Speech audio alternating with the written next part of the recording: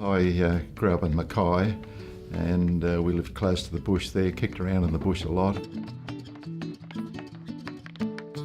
I was always interested in things that were different, pretty well all things mechanical, and made model aircraft, big kites, and even got into rockets at one stage there. Just about anything that had an engine and wheels and flew. I left school in the second year of high school. The things that I was learning at school weren't the things that I was interested in the way I wanted to go, so not long turned 16 and signed up with the Air Force as an aircraft engine fitter. I worked with the F-111 project when that was being set up. That sort of experience really taught you how to improvise, adapt and overcome, which is basically what the military is all about.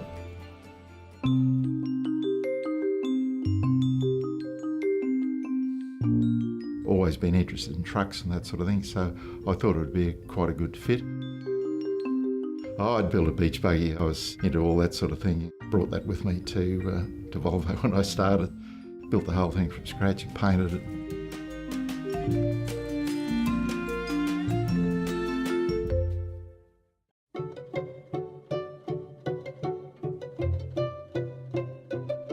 When I started, we were building G88s, 89s, F86s and the Ant series vehicles. Probably one of the first really way out projects we had was for one of the truck shows.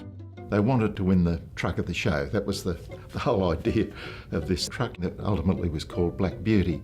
It was given to us by the salespeople there, and I ended up coming up with a skin, and we pressed the letters Volvo into it and polished it, and it had just about everything that opened and shut on it there. Ridiculous house there to get the thing built, and it was quite a radical machine for the time there, and it won the truck of the show, did the job. We weren't worried about a budget.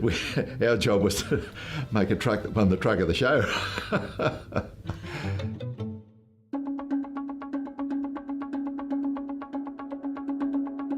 I remember going up to Kroger's dealership in Mackay, and we sat outside in the cool under a mango tree with my computer there with the customer, and went through his specification. We could show him directly. Those tools really were the start of a new era. The devil's in the detail with making good engineering decisions and delivering well-engineered products. The fit and the finish, the accuracy.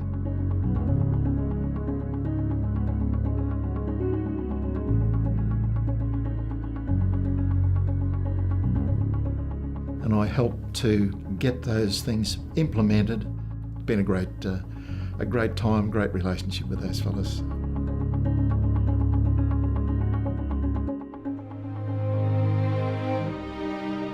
One of the most satisfying things the job allowed me to do was in New Guinea.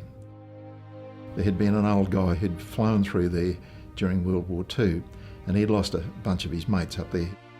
I was instrumental in the establishment of a memorial in New Britain at a town called Kimby.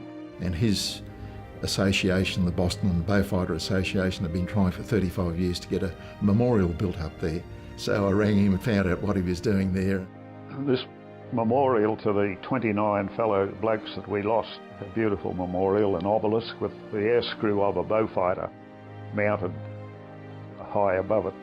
And I thought, right, well, if we can get the plaques to Nolan's Transport in Melbourne, we'll be able to get them up to Gatton. I'll pick them up. I knew our man in New Guinea that we were working with there. Told him what I was trying to do, and he said, well, you tell George we'll get his plaques up to New Guinea and we'll build him whatever he likes. And so I got back to old mate George Robinson there about 35 minutes later, told him what was what, and the poor old fellow just about cried, you know. And it is a beautiful memorial. But of course I must give credit for that to the expatriate Australians up there in the locality who did all the work.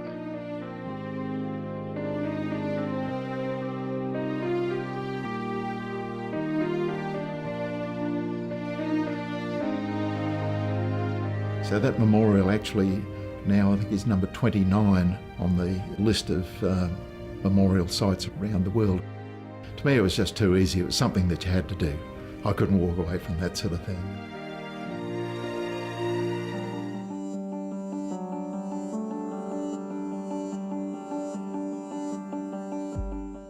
It's really a business of relationships. People that join the company stay with the company for a long period of time. It's continuously kept pace with the changes in the transport industry.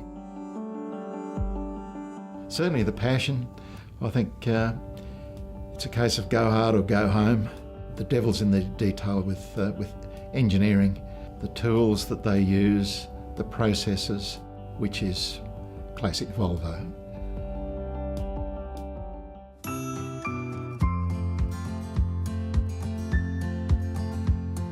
To end up coming to work and working with your children, you know, sit in the same meetings, working in the same department, it's something I've sort of got to pinch myself. We still kick a lot of ideas around together, and I'm probably as retired as much as I ever will be.